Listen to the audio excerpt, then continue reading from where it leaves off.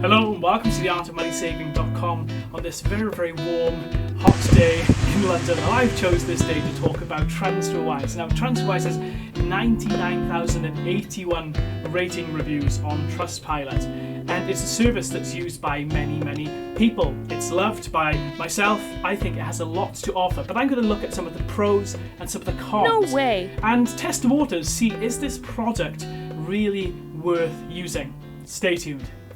Number one is, of course, about Transferwise low fees and their transparency about what things are going to cost you. But the question for me is, how are they able to offer such competitive pricing? So they first came on the scene as a disruptor fintech company. Whilst the banks were charging extremely high rates for currency exchange, Transferwise then came in and said, hey, we're going to charge really low fees. But how do they do it? I'm going to try and explain this in the most simplistic terms possible, so do bear with me. If we have euro here and sterling here, in traditional currency exchange, it costs money, obviously, to transfer the euro to sterling. But the different thing about Transferwise is actually that exchange doesn't happen. Transferwise makes most payments not by transferring the sender's money directly to the recipient, as is the case with most banks, but by matching the amounts with other Transferwise account users and sending it the other way around. So Transferwise uses these pools of funds to pay out the transfers via local bank transfer, and this process simply avoids currency conversion and the money crossing borders. So this is one huge fundamental difference between Transferwise and traditional banks. It's much more like a peer-to-peer lending platform, and this keeps costs low. It's better for the customer, and this is why Transferwise, of course, is so popular. The other reason is because of the transparency. They clearly state what things are going to cost you. If you want to send some money, they will break everything down for you in the website. They also offer comparisons to show you what other banks will be charging, and of course their rate is always the most favourable one, which makes you want to use the service more. One thing I appreciate is whether it's good news or bad news, this transparency continues. And I must say that fintech banks are really setting the path, leading the way when it comes to this kind of transparency. They realize that their customers want to know this information. They want to know what's going on. And I had an example of this when I got this email from Transferwise, which I'm going to show you now.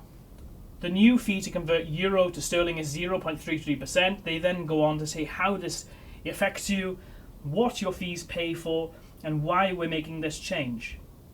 So I'm someone that really appreciates this transparency. Not only are they being very clear about what things are costing, but why the price is going up. And this makes me more inclined to be a loyal customer and to continue using them in the future. So hats off to Transferwise there.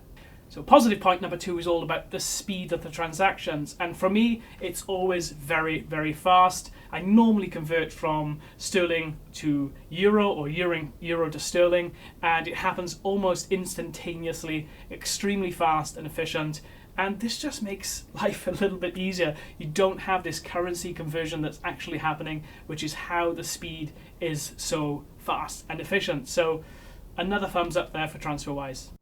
Number three is the borderless account that Transferwise are able to offer. Now, this has been an absolute godsend for me. When I was living in Germany, I was using a Deutsche Bank account, and it was the most slow, laborious, horrendous bank account that I think I've ever had. And it just felt like I was going back to the 1990s. Internet transactions would take days to appear. There were account costs. It was just not a good service. And then Transferwise came along and say, hey, we're offering this account. You can have one in euro, you can have one in US dollar. I was like, oh wow, this sounds really amazing. And to this day, I still use Transferwise for my euro account.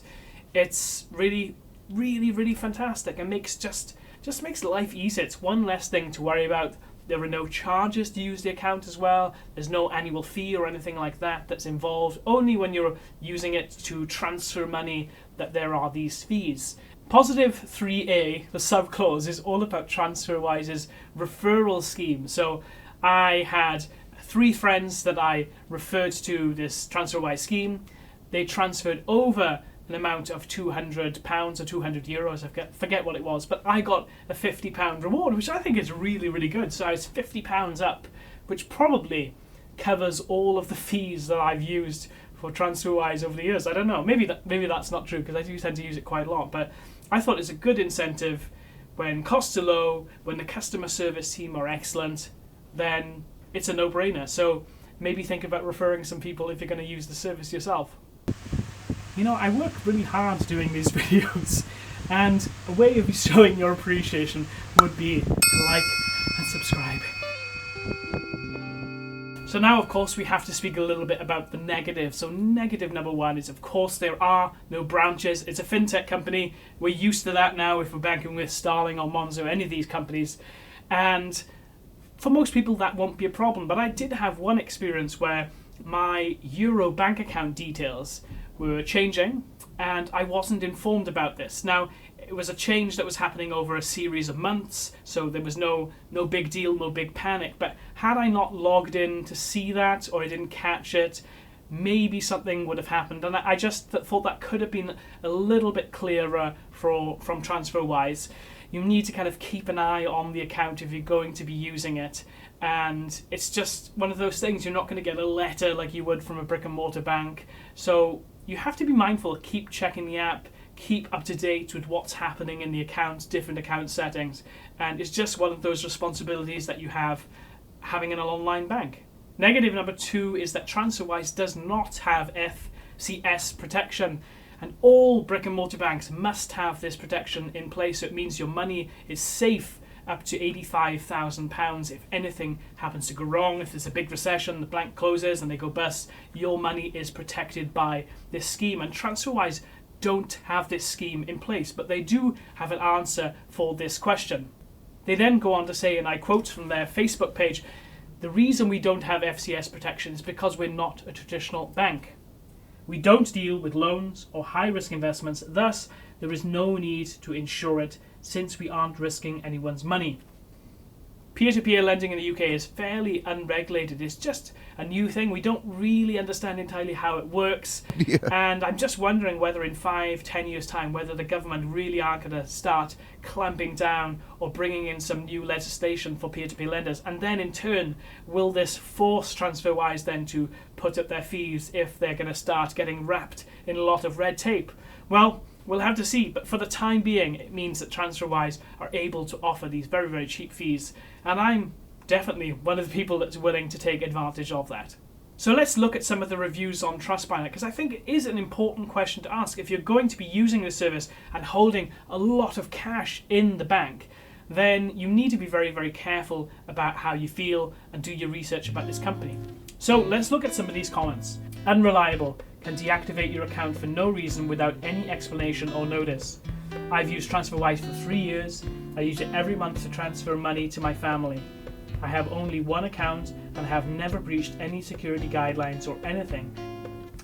After a week, I got a reply saying they can deactivate an account without giving a specific reason.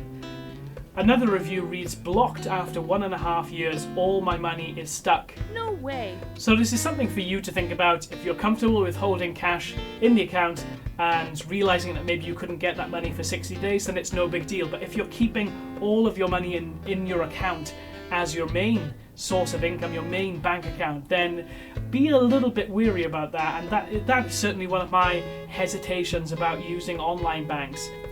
Nevertheless, it's important to remember that 86% of Transferwise reviews on Trustpilot are excellent. So they are a very good company. Not to everyone's taste, of course, but with all of my reviews, I always try to find this balance of pros, cons, level it up, even if it's a company that I love and respect. I really hope you've enjoyed this video. Do let me know in the comments below if there's anything that I've forgotten, which I most certainly have. Thank you for tuning in to theartofmoneysaving.com to this Transferwise review. Do take a look at some of my other videos on this page, and I look forward to seeing you next time. Bye guys. Make sure you subscribe and share the videos. Subscribe now